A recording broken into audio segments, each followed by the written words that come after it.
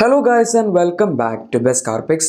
നമുക്കറിയാം ഇന്ത്യയിൽ അങ്ങനെ ഹൈബ്രിഡ് പവർ ട്രെയിൻ ഓപ്ഷൻസ് നമുക്കൊരു 30 lakhs താഴെ കൊടുക്കുന്ന ഒരുപാട് കമ്പനികളൊന്നുമില്ല. അതിൽ മെയിനായിട്ട് കൊടുക്കുന്ന കമ്പനികളിലൊന്നാണ് ടൊയോട്ട, അടുത്താണ് സുസുക്കി.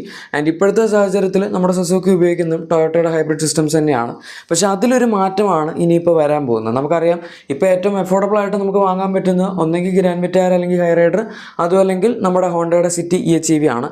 ആക്ച്വലി കറക്റ്റ് അഫോർഡബിലിറ്റി മാത്രം നോക്കുകയാണെങ്കിൽ നമ്മുടെ ടൊയോട്ട ഹൈ റൈഡറിൻ്റെ എന്ന് പറഞ്ഞ സെക്കൻഡ് ബേസ് മോഡൽ ഹൈബ്രിഡ് കിട്ടുന്നുണ്ട്. അതാണ് നമുക്ക് ഏറ്റവും അഫോർഡബിൾ ആയിട്ട് വാങ്ങാൻ പറ്റുന്ന ഹൈബ്രിഡ് വാഹനം.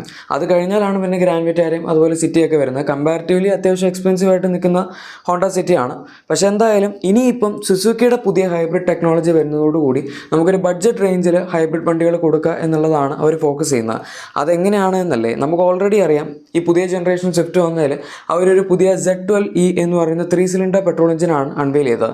ഇനിയിപ്പം കുറച്ച് കാലം കഴിയുമ്പോൾ ഇവരുടെ മിക്ക വാഹനങ്ങളും ആ ഒരു എഞ്ചിൻ ഉപയോഗിച്ചേക്കാം. ഇപ്പോൾ നമുക്ക് K സീരീസ് K12 എഞ്ചിനാണ് വരുന്നത്.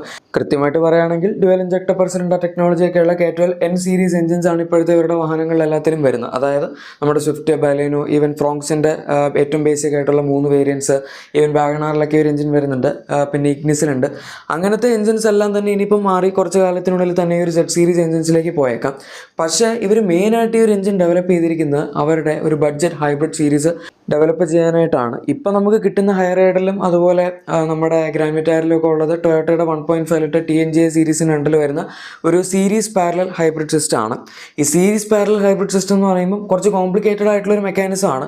നമുക്ക് ആ വാഹനങ്ങളിൽ ഒന്നെങ്കിൽ എഞ്ചിൻ ഡയറക്റ്റ് വീൽസിലേക്ക് പവർ ചെയ്യും, അതും അല്ലെങ്കിൽ ഇലക്ട്രിക് മോട്ടറിന് മാത്രമായിട്ട് വീൽസിലേക്ക് പവർ ചെയ്യാനുള്ള കഴിവുണ്ട്. അതായത് ഈ രണ്ട് സാധനങ്ങൾക്കും ഇൻഡിവിജ്വലായിട്ട് ഫ്രണ്ടിലത്തെ വീൽസിൽ പവർ ചെയ്യാനുള്ള ഓപ്ഷനാണ് നമുക്ക് സീരീസ് പാരലൽ ഹൈബ്രിഡ് സിസ്റ്റത്തിലൂടെ അച്ചീവ് ചെയ്യാൻ പറ്റുന്നത്. അതിൻ്റെ ഒരു പ്രശ്നം എന്താണെന്ന് വെച്ചാൽ കൂടുതൽ എക്സ്പെൻസീവ് ആണ്. അതുകൊണ്ട് തന്നെയാണ് നമുക്കിപ്പം ഗ്രാൻഡ് വിറ്റാരയോ ഹൈ റൈഡറോ ഒക്കെ ഇതിൻ്റെ തന്നെ പെട്രോൾ കൗണ്ടർ പാർട്സ് വെച്ച് കമ്പയർ ചെയ്യുകയാണെങ്കിൽ അത്യാവശ്യം നല്ലൊരു പ്രീമിയം പ്രൈസ് പോയിന്റിൽ ഇരിക്കുന്നത്.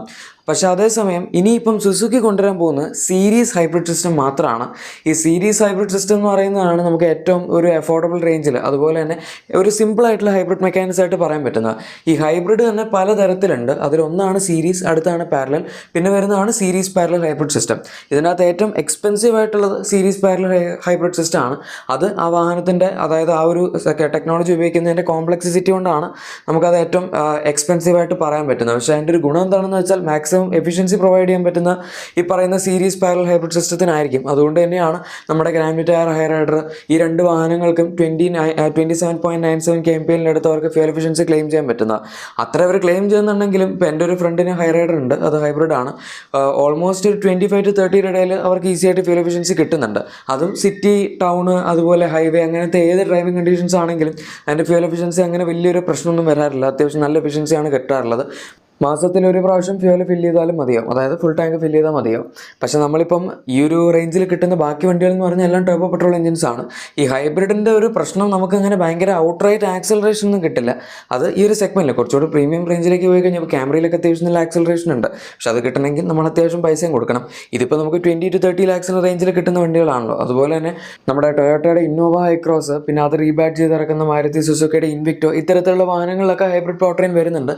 അതൊക്കെ സീരീസ് പാരലൽ ഹൈബ്രിഡ് സിസ്റ്റം തന്നെയാണ്. അത് 2 ലിറ്റർ TNGA സീരീസിന് രണ്ടിൽ വരുന്ന എഞ്ചിൻസ് ആണ് എന്ന് മാത്രം.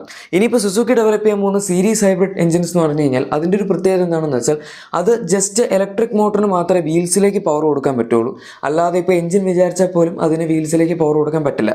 ഈ എഞ്ചിൻ അവിടെ വർക്ക് ചെയ്യുന്നത് കൈൻഡ് ഓഫ് ഒരു ജനറേറ്റർ പോലെയാണ് എന്ന് നമുക്ക് പറയാം. അതായത് ഓൾറെഡി അതിൻ്റെ അകത്തൊരു ബാറ്ററി ഉണ്ടാവുമല്ലോ, ആ ബാറ്ററിയിലേക്ക് ഡയറക്റ്റ് പവർ കൊടുക്കുക. അതായത് ബാറ്ററി റീചാർജ് ചെയ്യാൻ വേണ്ടിയിട്ടായിരിക്കും നമ്മുടെ എഞ്ചിൻ അവിടെ സ്വിച്ച് ഓൺ ആവുന്നത്.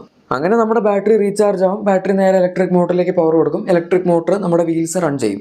അത്രേ ഉള്ളൂ അതിൻ്റെ മെക്കാനിസം. വളരെ സിമ്പിളായിട്ടുള്ള മെക്കാനിസം ആണ്. അതുകൊണ്ടാണ് നമുക്ക് അത്യാവശ്യം ചീപ്പായിട്ട് ചെയ്യാൻ പറ്റും. ചീപ്പ് മീൻസ് അത്യാവശ്യം അഫോർഡബിൾ റേഞ്ചിൽ നിൽക്കുന്ന ഒരു ഹൈബ്രിഡ് സിസ്റ്റമായിട്ട് അതിനെ പറയാൻ പറ്റുന്നത്. പിന്നെ ഇതിൽ കോംപ്ലക്സിറ്റിയും കുറവാണ്. അതുകൊണ്ട് ഇപ്പോൾ മെയിൻ്റെനൻസ് ആയിട്ടുള്ള പ്രശ്നങ്ങൾ വരും എന്ന് വിചാരിക്കേണ്ട കാര്യമില്ല. മെയിൻ്റെനൻസ് ആയിട്ടുള്ള ഇപ്പോൾ സുസുക്കി, ടൊയോട്ടയുടെയൊക്കെ സീരീസ് പാരലൽ ഹൈബ്രിഡ് സിസ്റ്റം എടുത്താലും അതിനൊരു പ്രശ്നം ഉണ്ടാവില്ല. ആദ്യം ടൊയോട്ടയുടെ പ്രിയസിലാണ് ഇത് അത്യാവശ്യം പോപ്പുലറായിട്ട് ഈ ഒരു ടെക്നോളജി വന്നത്. അത് കഴിഞ്ഞിപ്പോഴും ടൊയോട്ടയുടെ മിക്ക വാഹനങ്ങളും വാഹനങ്ങളിലും അവർ ഈ ഒരു ടെക്നോളജിയാണ് ഉപയോഗിക്കുന്നത്. സംഭവം അത്യാവശ്യം കോംപ്ലക്സ് ആണെങ്കിലും നമുക്ക് നല്ല എഫിഷ്യൻസി കിട്ടുമല്ലോ.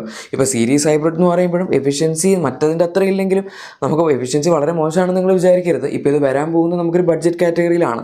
ഈ ബഡ്ജറ്റ് കാറ്റഗറി എന്നതുകൊണ്ട് മാരുതി സുസുക്കി ഉദ്ദേശിക്കുന്ന അവരുടെ ഇപ്പോൾ 1.2 ലിറ്റർ എഞ്ചിൻസ് വെച്ച് വരുന്ന മോഡൽസിലേക്കുള്ള ഒരു ഹൈബ്രിഡ് ടെക്നോളജി പോലെയാണ്. ആദ്യം ഇത് ഡെബ്യൂ ചെയ്യാൻ പോകുന്നത് നമ്മുടെ പുതിയ ഫ്രോങ്സ് ഫേസ് ലിഫ്റ്റിലായിരിക്കും. അതും അവർ അനൗൺസ് ചെയ്തിട്ടുണ്ട്. അടുത്ത 2025 ഫ്രോങ്സിൻ്റെ ഒരു ഫേസ് ലിഫ്റ്റ് പെൻഡിങ് ആയി നിൽക്കുന്നത്. അത് കൃത്യമായിട്ട് എപ്പോൾ വരും എന്ന് പറഞ്ഞിട്ടില്ല. അതായത് 2025 മിഡ് ഹാഫ് അല്ലെങ്കിൽ സെക്കൻഡ് ഹാഫ് അങ്ങനെയൊന്നും പറഞ്ഞിട്ടില്ല. 2025 പക്ഷേ നമുക്ക് ഫ്രോങ്സിൻ്റെ ഫേസ് ലിഫ്റ്റ് എക്സ്പെക്ട് ചെയ്യാം. അതിൻ്റെ അകത്തായിരിക്കും ഈ പുതിയ ഒരു ടെക്നോളജി അൺവെയിൽ ചെയ്യാൻ പോകുന്നതെന്ന് അവർ പറഞ്ഞിട്ടുണ്ട്. ഇനി ഫ്രോങ്സിൽ വരുന്നതിന് ശേഷം നമുക്ക് പിന്നെ ബലേനോ, അതുപോലെ പുതിയ ജനറേഷൻ സ്വിഫ്റ്റ്, അതുപോലെ പുതിയ ഇനി വരാൻ പോകുന്ന ജനറേഷൻ ഡിസയർ, ഇത്തരത്തിലുള്ള വാഹനങ്ങളൊക്കെ തന്നെ ഈ ഒരു ഹൈബ്രിഡ് ടെക്നോളജി എക്സ്പെക്ട് ചെയ്യാം. പിന്നെ ഈ വണ്ടികളൊക്കെ അത്യാവശ്യം ചെറിയ വണ്ടികളായതുകൊണ്ടും ഇതിന് ബോഡി വെയിറ്റ് ഒക്കെ കുറവായതുകൊണ്ടും ക്ലെയിംഡ് ഫ്യൂൽ എഫിഷ്യൻസി 28 to 30 kmpൻ്റെ അടുത്ത് വരെയൊക്കെ പോയാലും അത്ഭുതപ്പെടാനൊന്നുമില്ല.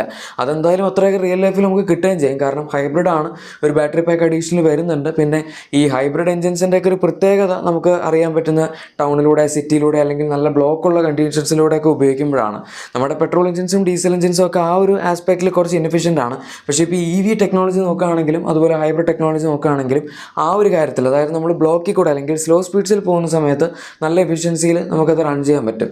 മറ്റതിപ്പോൾ നമ്മൾ ഡീസൽ എഞ്ചിൻസിലൊക്കെ ആണെങ്കിലും ഹൈവേയിലൊക്കെ പോകുമ്പോൾ നമുക്ക് വേണമെങ്കിൽ 22, 23, 24, 25 വരെയൊക്കെ വേണമെങ്കിൽ എഫിഷ്യൻസി കിട്ടും. പക്ഷേ നേരെ ഒരു ബ്ലോക്കിലേക്ക് പോയി കഴിഞ്ഞാൽ അത് നേരെ താഴ്ന്ന് 15, 16 ആ റേഞ്ചിലേക്ക് വരും. ഇവിടെ പക്ഷേ അങ്ങനത്തെ പ്രശ്നങ്ങളില്ല. പെട്രോൾ എഞ്ചിൻസിൻ്റെ കേസ് തന്നെ പറയേ വേണ്ട. 10, 12 നമുക്ക് മാക്സിമം ട്രാഫിക്കിൽ കിട്ടാവുന്ന എഫിഷ്യൻസി. ചില വണ്ടികളുടെയൊക്കെ 6, 7 ആ റേഞ്ചിലേക്കൊക്കെ പോകും. പക്ഷേ ഹൈബ്രിഡിന് അങ്ങനത്തെ ഒരു പ്രശ്നമില്ല എന്നുള്ളതാണ് ഇതിൻ്റെ ഗുണം. പിന്നെ ഇത്തരത്തിലുള്ള ചെറിയ കോമ്പാക്ട് ഫോം ഫാക്ടറിലുള്ള വാഹനങ്ങളിലേക്ക് വരുമ്പോഴും ഇത് കുറച്ച് അഫോർഡബിൾ ആയിട്ടുള്ളൊരു ടെക്നോളജി ആയതുകൊണ്ടും ഏകദേശം നമ്മൾ പണ്ട് ഡീസലിനൊക്കെ അഡീഷണൽ കൊടുത്തുകൊണ്ടിരുന്ന റേറ്റിൽ തന്നെ ഹൈബ്രിഡ് സിസ്റ്റം കിട്ടും എന്ന് നമുക്ക് പ്രതീക്ഷിക്കാം. അതായത് ഇതിൻ്റെ തന്നെ പെട്രോൾ കൗണ്ടർ പാർട്സ് വെച്ച് കമ്പയർ ചെയ്യുമ്പോൾ ഓൾമോസ്റ്റ് 1 to 1.25 lakhs വരെയാണ് ഇതിന് പ്രീമിയം ഉള്ളതെങ്കിൽ ആൾക്കാർക്ക് വാങ്ങാനും മടിയുണ്ടാവില്ല. ഇപ്പോൾ പക്ഷേ ഈ സീരീസ് പാരലൽ ഹൈബ്രിഡ് സിസ്റ്റം ഉള്ള ടൊയോട്ടയുടെ ടെക്നോളജിയൊക്കെ വെച്ച് ഇവർ ഫ്രോങ്സിലോ അല്ലെങ്കിൽ ബലേനോയിലോ ഒക്കെ ഹൈബ്രിഡ് വണ്ടികളായിട്ട് ഇറക്കുകയാണെങ്കിൽ ഉറപ്പായിട്ടും 2 ലക്ഷം രൂപ അടുത്തെങ്കിലും കൂടുതൽ കൊടുക്കേണ്ടി വരും. അത്രയൊന്നും കൂടുതൽ കൊടുത്ത് ആരും ഈ ചെറിയ സെഗ്മെൻറ്റിലുള്ള വണ്ടികൾ വാങ്ങില്ല. അതിപ്പോൾ എത്രയൊക്കെ എഫിഷ്യൻസി കിട്ടും എന്ന് പറഞ്ഞാൽ ആൾക്കാർക്കൊരു മടി വരും. പക്ഷേ നമ്മൾ കൊടുക്കുന്ന ആ ഒരു എക്സ്പെൻഡിച്ചർ കുറയുന്ന സമയത്താണ് ആൾക്കാർക്ക് പിന്നെയും ഇത് വാങ്ങാനുള്ളൊരു ടെൻഡൻസി വരുന്നത്. അതുകൊണ്ട് തന്നെയാണ് ഇവരിപ്പം ഈ ഒരു പുതിയ ടെക്നോളജിയിലോട്ട് അഡാപ്റ്റ് ചെയ്യാൻ പോകുന്നത്. പിന്നെ ഇത് സുസുക്കി തന്നെ ഡെവലപ്പ് ചെയ്തിരിക്കുന്ന സംഭവമാണ്. ഇതിൻ്റെ അകത്ത് ടൊയോട്ടയുടെ പ്രത്യേകിച്ച് കൈയൊന്നുമില്ല. സുസുക്കിയുടെ തന്നെ Z12V എഞ്ചിൻ അവർ തന്നെ ഡെവലപ്പ് ചെയ്യുന്ന സീരീസ് ഹൈബ്രിഡ് ടെക്നോളജി അത്രയൊക്കെ ഉള്ളൂ. പിന്നെ ഇതൊരു പുതിയ ടെക്നോളജി ആണ് എന്ന് നമുക്ക് പറയാൻ പറ്റില്ല. ഇവരാദ്യമായിട്ട് കൊണ്ടുവരുന്നു എന്നേ ഉള്ളൂ. പക്ഷേ ഇൻ്റർനാഷണലി നോക്കുകയാണെങ്കിൽ നിസാനൊക്കെ കുറേ കാലങ്ങളായിട്ട് ഉപയോഗിക്കുന്ന സീരീസ് ഹൈബ്രിഡ് ടെക്നോളജി തന്നെയാണ്. അവരങ്ങനെ പാരലൽ സീരീസ് ടെക്നോളജി ഉപയോഗിക്കാറില്ല. പൊതുവെ ഈ ഒരു സംഭവമാണ് ഉപയോഗിക്കാറുള്ളത്. എന്തായാലും ഈ ഒരു പുതിയ സംഭവത്തെ പറ്റിയുള്ള നിങ്ങളുടെ അഭിപ്രായം തീർച്ചയായും താഴെ കമൻസിൽ പറയുക. ഇങ്ങനെ നമുക്ക് അഫോർഡബിൾ ആയിട്ട് ഒരു ബഡ്ജറ്റ് റേഞ്ചിൽ ഹൈബ്രിഡ് ടെക്നോളജിയുള്ള വണ്ടികൾ കിട്ടി തുടങ്ങുകയാണെങ്കിൽ അഡീഷണൽ എമൗണ്ട് കൂടുതൽ കൊടുത്ത് നിങ്ങളിത് വാങ്ങാൻ തയ്യാറാവോ, അതോ വീണ്ടും പെട്രോൾ തന്നെയായിരിക്കും പ്രിഫർ ചെയ്യുക എന്നൊക്കെ ഉറപ്പായിട്ടും പറയാം. വീഡിയോ ഇഷ്ടപ്പെട്ടെന്ന് വിചാരിക്കുന്നു. ഇഷ്ടപ്പെട്ടെങ്കിൽ ലൈക്കും സബ്സ്ക്രൈബും ഷെയറും ഒക്കെ ചെയ്യുക. നമുക്ക് മറ്റൊരു വീഡിയോയിൽ കാണാം. Thank you for watching my video and good bye.